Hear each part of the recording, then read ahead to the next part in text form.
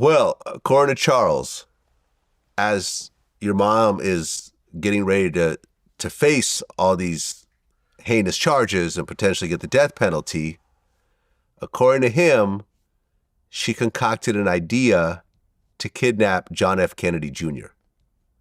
And the idea was to kidnap him, have her be released from prison, go to Colombia somewhere, and then give him back.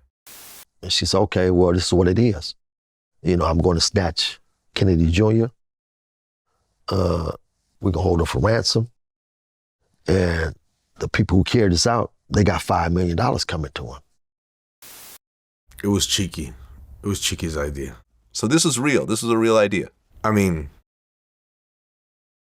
to a degree, I think it was just a concept and they never went through with it.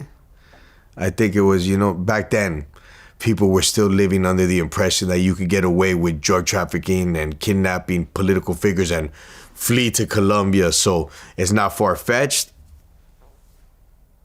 But I was there present when my brother Cheeky would brag and boast, mommy will be here in 1 year, mommy will be here in a couple months, this and that, this and that. And then I think when shit hit the fan, I think Cheeky knew that they were probably going to try to indict her for something else.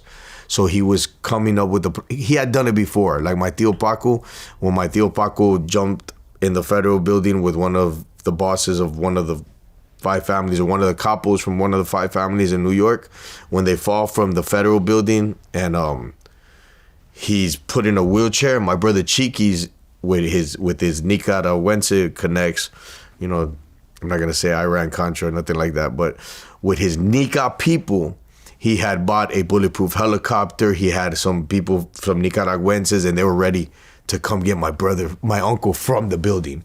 So Cheeky was already on that supernova, super capo. What's that cost? $500 million? Pay that.